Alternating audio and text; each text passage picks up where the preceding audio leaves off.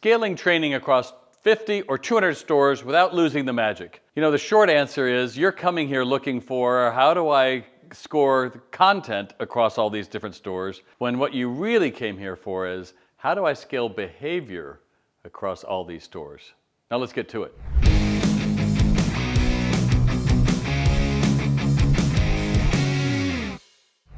So what you're going to learn today is it's not so much about content as much about what you want in behaviors, what it's going to take to make that happen, and how having a single source of content is your ace in the hole. Now let's get to it. So many times people think that it's a matter of how do I get the same behaviors in my stores, and the old way we would think about this is I printed a manual and everybody needs to read the manual. And then the manual just got bigger and bigger, and then it got dusty, and then kind of got forgotten and on a shelf. And then it was like, okay, we need to hire someone to go to the stores to train them. Okay, so we hire a trainer, right? And they say, go out there and train them. So this person goes through and they've got a little territory, let's say of 10 stores, and then we say, okay, make it happen. So that trainer, in the best ability they have, says, I'm gonna go to this store. They go to the store to train 10 of the best employees, and they get out there and, half of them called out. And we got a shipment early. And we're busy, we really need your help. And so the trainer now, because they wanna be helpful, that's what trainers do, is they work on the floor and nothing happens.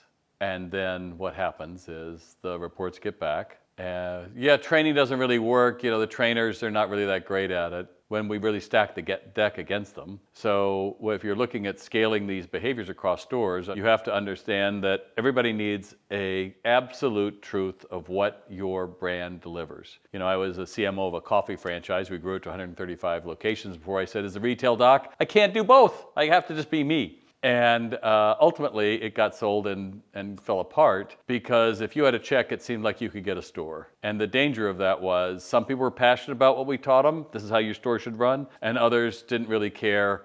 And worse, others just wanted to have the idea that they had Cheers with coffee, let's say. But the best were as rigorous as we were because they understood that the brand in this store needs to be the same brand in that store. And I think that's what you're looking for. So let's go and figure out, what would that look like? An absolute rock bottom, this is what we do, this is how it works, and understanding what does success look like in your store? What does someone feel when they walk in the door? And it can't be something gray like, we value everyone. What does it look like exactly? How do you show that?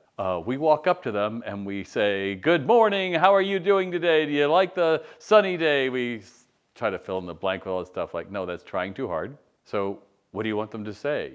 And what do you want them to do? And how do you want them to react? Do you really want to make your store into a kiosk, which a lot of retailers seem to be doing now? Like, what are you looking for? We can get it online. You don't have it, we can always send it to your house. Like everything but developing a relationship and building the basket. I'm old school. The goal is to build as many items to go out the store as possible at once. I don't believe in be-backs. I don't believe in we'll let you know. I believe in if you encountered a customer, it was your job to sell them and more importantly for them to buy, because no one walks into a store willy-nilly these days.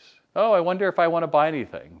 If you don't have the money, you're not out shopping. If you do have the money, you might be interested enough to walk in, but you kind of need to be a little romance to take it home. And that romance is some back and forth, some questions, some answers, but the best salespeople get a laugh in that. And that's hard to train. That's why that framework, if it's absolute, gives them the freedom and the confidence to be the best of themselves. Does that make sense? Because so many of our employees or associates, they walk out your door and they have a whole different life and they're animated and they're funny and they come in the store and they lose that because they don't know what success looks like. They're not confident and there's not been a single source of truth. And that's what they really need. So at its most basic level, an associate needs to be able to learn how to greet a customer with good morning, good afternoon, good evening. Unless they can do that, there's no point to teaching them product features. There's no point to teaching them about your gift cards or something else. Nothing else matters than getting people to be greeted. Why? Because we're humans. We want to go out and be greeted. I did a video. Last January, I was in a luxury department store and I was looking for a top coat. It was winter and I figured they'd be on sale. I might get a good deal from them at this luxury place. And so I walked in and nobody said a word. And I finally found where the top coats were. And I couldn't believe it. They had a rack that was like 60% off. And I said, there's no way they have a 42. And there was a 42. I was like, Unbelievable cashmere. Amazing. I didn't go if there was on sale. I thought it was going to be a little off, but not that much off. So I have time to take off my heavy winter jacket. I also had a dress coat like this on, took that off, put it on a table in front of the mirror, put down a bag from another purchase I got from another store, and tried it on the mirror, and I thought, wow, I look pretty dashing in this. And I realized I was shopping alone, and I said, well, how do I get this rung up? And I've had 2 people looking at me, but no one says a word. I go, I'm not going to give it to them because they might get commission. I walked around for another 10 or 15 minutes and no one helped me. Finally, I got to the end. I was like, dude, do you want to not get the coat and be, I taught them a lesson, or do I want to just get the coat and get out of here? And ultimately, I just wanted to get the coat and get out of here. So I did. A guy said, good morning, and I said, thank you. And as I walk out the door, a doorman says, hey, sir, can I get you a cab? And at that point, I filmed a video, and I held up the bag, and I said, hey, brand, I bought this, but it wasn't because of anything they did. No one said a word to me. No one could be bothered. Employees were looking on their phone, looking down at their shoes, doing anything but looking at me. And I just want you to know that in the luxury space, you're not going to be able to survive in that because a lot of boutiques do a great job. Well, that got almost a couple 100,000 views and several comments, and 85% of those people said, I hate shopping where I'm not even greeted. So that tells you that that is a really important thing. If your crew can't be bothered to greet everybody the same way with that single source of information, then I think you're going to struggle. And so one of the first things I would be looking at is to make sure that everybody can greet a customer the right way. Well, Bob, what happens if somebody walks in and they greet them with good morning and I'm back here? Am I supposed to say good morning too? Like, yeah, what's the problem? Well, they already heard good morning. Yeah, what? Can't you say good morning more than once? Of course you can.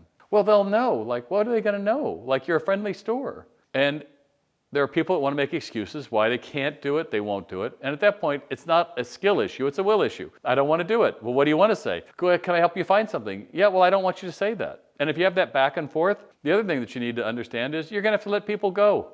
Sorry. Just remember, the person that says they can and the person that says they can't, they're both right. And before I forget, remember to subscribe to my channel up above. And if you have about $1 million in sales for your location, then book a strategy call with me down below, and you'll be able to get on a call with me. We'll look at what's going on, how we can do better, and if it's a fit for you to work with a retail doctor. And if you don't make $1 million in sales a year, then I encourage you to check out my books, check out my other videos, but keep learning, because all of it comes down to people who feel they matter buy, and those that don't walk. I'm Bob Phibbs, the Retail Doc. Thanks for joining me today.